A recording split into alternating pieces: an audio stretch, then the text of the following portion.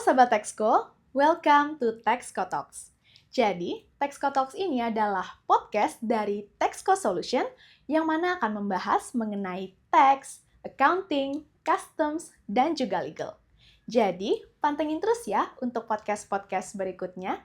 Sebelumnya, perkenalkan, saya Feli, dan pada kesempatan kali ini akan menemani kalian untuk membahas topik-topik menarik terkait perpajakan. Hari ini merupakan episode ke-31 dari Texco Talks, dan kali ini kita akan membahas topik yang menarik terkait dengan SPT tahunan badan yang dikemas dalam judul Bedah SPT Badan Era Cortex, Bisnis Aman, Pajak Nyaman.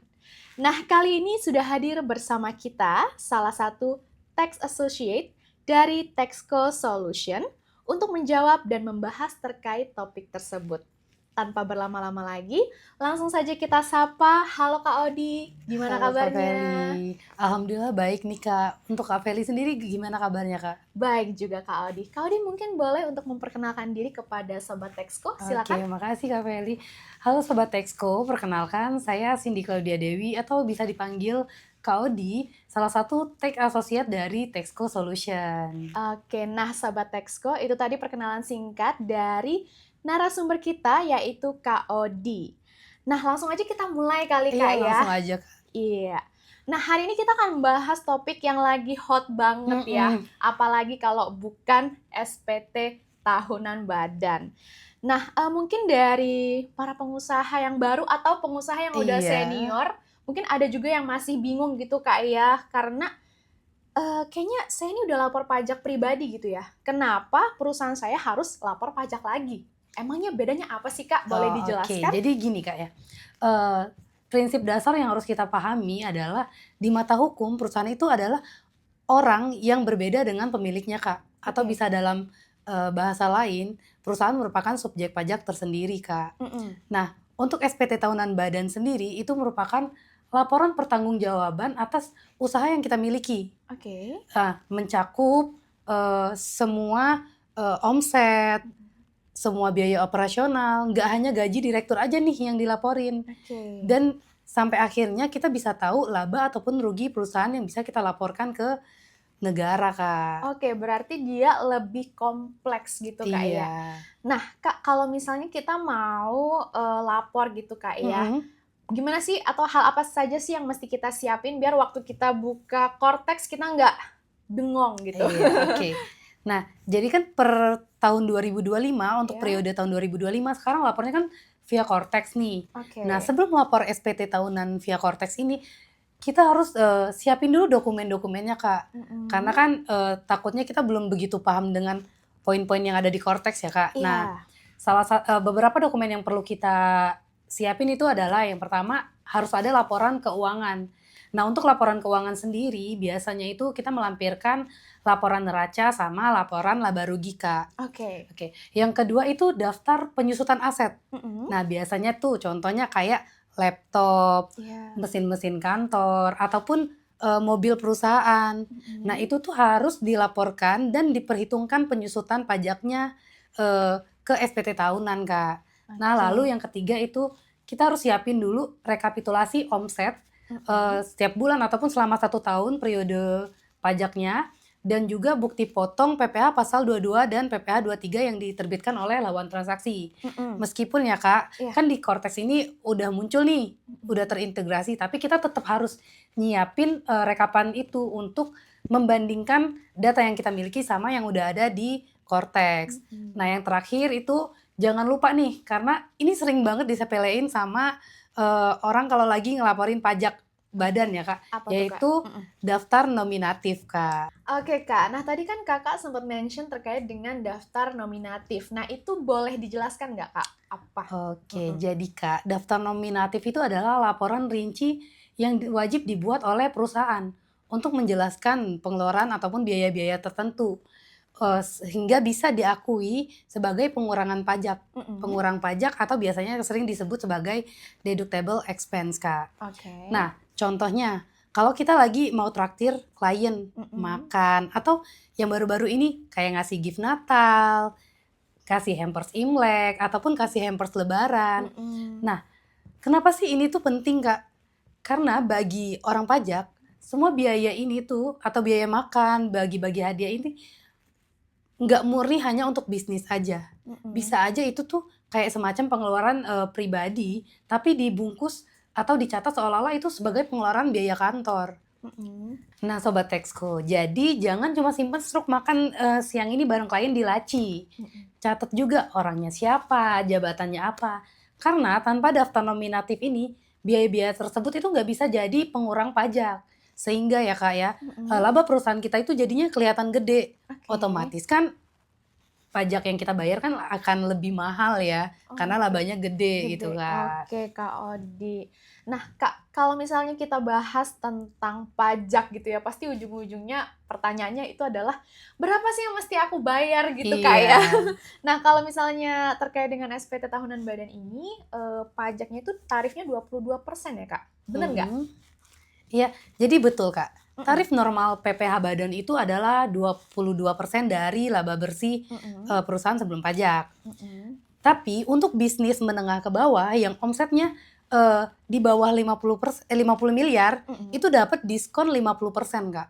Oke. Jadi itu biasanya sering disebut sebagai tarif pasal 31E. Nah, secara simpelnya tarif pajaknya itu PPh badan ada 2. Yang pertama itu adalah fasilitas pasal 31E. Yaitu omset kita yang di bawah 50% tadi berhak untuk dapat diskon tarif 50%. Sehingga kita hanya menggunakan tarif efektifnya yaitu 11% untuk laba tertentu. Nah, itu kan lumayan banget ya Kak untuk sebagai dijadiin modal lagi. Nah, untuk yang kedua itu adalah tarif UMKM 0,5%. Misalnya untuk PT ataupun CV yang omsetnya di bawah 4,8 miliar nih Kak. Tapi inget ya Kak, ada batas waktunya. Kayak PT itu 3 tahun, CV itu 4 tahun. Nah, kalau udah lewat masa berlakunya, kita itu akan otomatis pindah ke tarif normal 22%. Jadi Sobat Texco itu jangan lupa ya untuk cek umur NPWP-nya. Lihat, kalian juga bisa lihat di layar itu udah ada tabel perbandingan tarif. Coba cek bisnisnya, apakah masuk baris yang pertama, kedua, iya.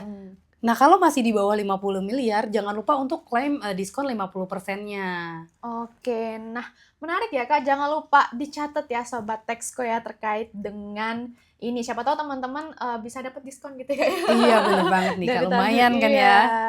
Oke, Kak, boleh nggak sih disimulasiin atau dikasih contoh gitu biar makin jelas dan Sobat Texco bisa makin paham? Oke, jadi gini, simpelnya gini deh contohnya. Misalnya Kak Feli nih, Ya, punya perusahaan namanya PT Felihung.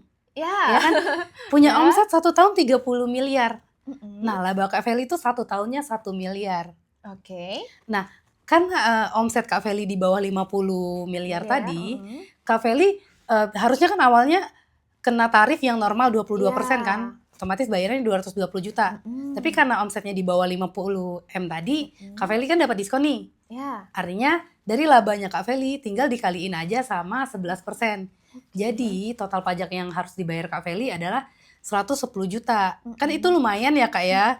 Dan Iya. bisa jadi juga atas pajak terutang ini bisa dikurangin sama bukti potong yang udah kita terima. Gitu Kak Feli. Oke, jadi emang hemat setengahnya lah gitu Iya. kayak kalau di bawah 50 M. Iya, lumayan Iya. lah ya. Lumayan banget ya Sobat Texco ya. Oke Kak, kalau gitu tuh itu tuh sebenarnya dia otomatis kah atau kita harus melakukan pengajuan surat gitu Kak Oh, oke. untuk Jadi mendapatkannya? gini Kak, untuk di sistem Cortex sendiri, dia akan otomatis terhitung ketika kita menginput datanya. Oke. Jadi kita tuh nggak perlu repot-repot lagi untuk ngitung, ini laba yang ini berapa sih, kenanya yang ini berapa sih. Iya. Nah, kalau di sistem Cortex itu udah otomatis Kak. Jadi nggak perlu hitung manual Iya, lagi nggak perlu gitu hitung ya, Kak? manual lagi. Oke Kak, mungkin di sini banyak Sobat Texco yang juga penasaran sih Kak terkait dengan apa sih Kak sebenarnya yang paling berubah dari cara lapor yang sekarang sama yang dulu gitu. Oke, jadi Sobat Texco nggak kayak dulu ya, kita mundur ke belakang banget lah ya ini ya contohnya. Boleh. Kalau dulu tuh itu kan kita harus lapor manual nih ke KPP. Ngisi lah di kertas dalam bentuk fisik, kudu datang ke KPP. Terus abis itu kita beralih lagi nih ke ISPT. Kita kudu install aplikasinya, isi datanya. Dan lapornya pun tetap harus ke KPP sampai yang terakhir itu ada melalui DJP online, Kak. Itu biasanya via e-filing maupun via e-form. Nah, untuk di Cortex tersendiri itu tuh dia semuanya udah web based, Kak, udah terintegrasi. Jadi semua data-data yang udah kita transaksi sama klien kayak bukti potong dan lain-lain itu udah terintegrasi semua di di Cortex. Jadi kita tinggal klaim aja kredit pajaknya dan nyiapin beberapa dokumen-dokumen yang lain kayak ngisi-ngisi ya kayak yang tadi laporan keuangan, biaya-biaya dan lain-lain, Kak. Jadi intinya memang lebih terintegrasi ya Kak Cortex ini. Kak boleh nggak di-mention atau dijelasin nih ke Sobat Texco step by step secara singkatnya gimana sih kalau melalui Cortex? Jadi yang pertama ya Kak ya, yang pastinya kita kudu login dulu ya. Betul. Iya. Jadi Sobat Texco bisa buka browser di laptop ataupun di handphone Sobat Texco. Lalu ketik aja cortex.pajak.go.id. Nah, nanti tinggal login aja, masukin, kalau saya pribadi nih ya Kak ya, enaknya sih pakai PIC Director ya, baru nanti impersonate ke perusahaannya. Iya. Nah, kalau udah impersonate ke perusahaannya itu, kita tinggal ke menu surat pemberitahuan ataupun SPT. Itu di pojok kiri sebelah atas lah. Nah, setelah itu tinggal pilih konsep SPT. Nah, saat mengisi konsep SPT ini, pilih juga nih Kak periode yang akan kita laporin. Yaitu periode Januari 2025 sampai dengan periode Desember 2025. Nah, lalu Kakak bisa nge-upload laporan keuangannya, isi rekonsiliasi fiskalnya. Nah, kalau udah semuanya terisi dan udah sesuai sama data yang udah kita siapin tadi, kita bisa langsung nge-submit ataupun klik bayar dan lapor, Kak. Nah, kalau ada kurang bayar pajak, ketika kita klik bayar dan lapor, ID billingnya itu udah otomatis, Kak. Dibuatkan oleh sistem Cortex. Jadi dia nanti udah langsung masuk ke download kita billingnya. Tinggal bayar aja nih billingnya. Nah, ketika kita udah bayar billingnya, itu dia otomatis terlapor, Kak. Nah, kalau dulu kan di e-form, di e-filing, kita bikin billing, bayar, terus kudu input manual kan, tanggalnya, NTPN-nya dan lain-lain. Nah, kalau di sistem Cortex ketika kita udah bayar, udah masuk ke kas negara, itu udah otomatis terlapor. Nah, bukti penyampaiannya pun itu udah otomatis masuk ke email kita, Kak. Jadi memang lebih mempermudah kita sebagai wajib pajak ya Kak ya. Nah, iya Kak, baru-baru ini juga udah ditambahin nih menu baru untuk pelaporan SPT tahunan di Cortex, yaitu Cortex Form, Kak. Jadi ini tuh nggak ada bedanya sih sebenarnya sama e-form pas DJP online kemarin. Nggak beda jauh gitu Kak? Iya, nggak beda jauh. Jadi di Cortex Form ini nanti kita seperti yang sama, kita buat konsep SPT-nya, isi periodenya. Nah, nanti kita bisa ngedownload e-form PDF-nya, Kak. Nah, kan kalau kita langsung ngerjain di Cortex kan takutnya entah kan nanti sinyal hilang dan lain-lain, belum lagi webnya crash kan, kita nggak tahu kan. Nah, kalau pakai e-form ini, ketika kita udah download, kita bisa simpen dulu. Kita isi, kita pastiin lagi dan lain-lain. Jadi kalau untuk badan lebih memudahkan sih menurut aku ya untuk Cortex Form ini. Oke Kak Odi, jadi dengan adanya Cortex Form ini tentunya lebih membantu kita ya sebagai wajib pajak. Jadi jangan takut ya Sobat Texco ya. Nah Sobat Texco, itu tadi perbincangan kita bersama Kak Odi terkait dengan SPT tahunan badan. Ternyata kalau didengerin dari penjelasan Kak Odi, lapor pajak PPh badan itu nggak seserem itu ya Kak ya. Jadi asalkan pembukuan perusahaannya rapi, kita ada datanya, semuanya lengkap, Cortex lebih membantu. Bener nggak Kak Odi? Iya, bener banget nih Kak. Nah, ini yang terakhir nih Kak ya, jangan sampai kelupaan. Dan paling penting tips untuk Sobat Texco. Yang pertama itu, jangan nunggu tanggal 30 April nih untuk laporin SPT tahunannya. Kalau bisa sih lebih awal ya, apalagi kalau datanya udah sesuai gitu kan. Karena untuk menghindari webnya error, karena kan kalau lagi musim-musim lapor SPT ini yang akses tuh banyak Kak. Nanti webnya error, yang biasanya bad gateway yang biasanya kita kerjain ya kan ya Kak ya. Nah, yang kedua itu pastinya harus rekonsiliasi data-data, kalau bisa tuh dari Januari setiap bulan terupdate gitu loh.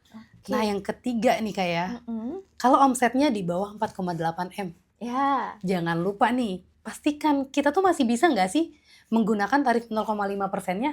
Atau seharusnya kita udah harus kena PPh tarif 22% tadi itu loh, Kak. Iya, oke. Berarti intinya lebih cepat lebih baik lah, Kak, ya. Iya. Jangan nunggu mepet-mepet Iya, gitu ya. mepet-mepet nanti crash.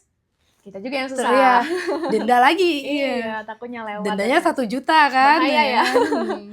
Oke ya Sobat Texco, jangan lupa dicatat ya. Oke, mantap sekali. Makasih banyak buat Kak Odi atas ilmu dan juga informasinya yang telah diberikan kepada kita semua. Tentunya terkait dengan SPT tahunan badan ya Kak Odi ya.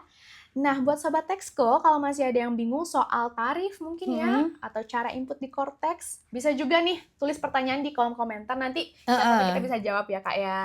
Kalau mau bikin laporan keuangannya juga langsung hubungi Texco Solution. Iya, itu. Oke, terima kasih Kak Odi. Dan buat Sobat Texco, itulah episode Texco Talks kita untuk hari ini. Terima kasih telah menemani saya dalam diskusi terkait dengan pajak, keuangan, dan juga bisnis. Jangan lupa untuk tetap terhubung dengan kami di Texco Solution untuk mendapatkan lebih banyak informasi terbaru seputar keuangan. Dan tentunya, kalau kamu suka podcast ini, jangan lupa untuk like, komen, dan subscribe. Sampai jumpa di episode Texco Talks berikutnya. Tetap semangat dan jaga selalu keuangan dan bisnis kamu agar tetap baik ya. Terima kasih, sampai jumpa. Thank you Kak Adi.